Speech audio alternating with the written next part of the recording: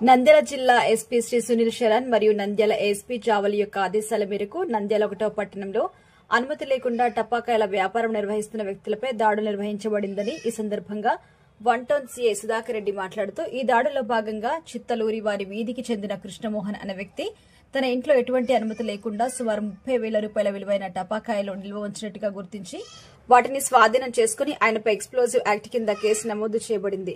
సదరు టపాకాయల్ని భద్రతా దృష్ట్యా గోడౌన్కి పంపడం జరిగింది. పౌరుల భద్రత దృష్ట్యా ఇలాంటి అనుమతి లేని టపాకాయల వ్యాపారం లేదా నిల్వ చేయడాన్ని లేదా రవాణా చేయడం పైన కఠినంగా చర్యలు తీసుకుంటామని వ్యాపారస్తులకు తెలియజేశారు.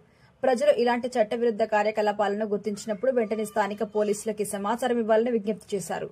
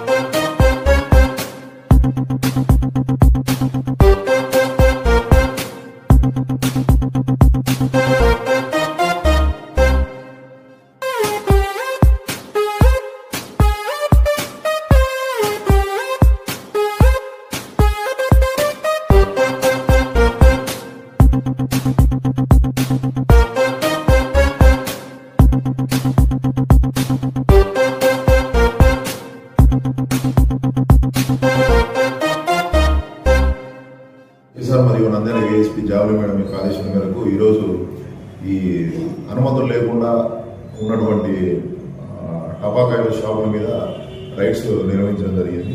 అందులో భాగంగా మన 1 టౌన్ పరిధిలోని చిత్తలూరు వారి వీధికి చెందినటువంటి కృష్ణమోహన్ అనే పర్సన్ ఇంట్లో సుమారు 30,000 రూపాయల విలువ గల టపాకాయలు అనుమతులు లేకుండా పెట్టుకున్నారన్న సమాచారంతో ఆ ఇంటి మీద రైడ్ చేసి ఆ 30,000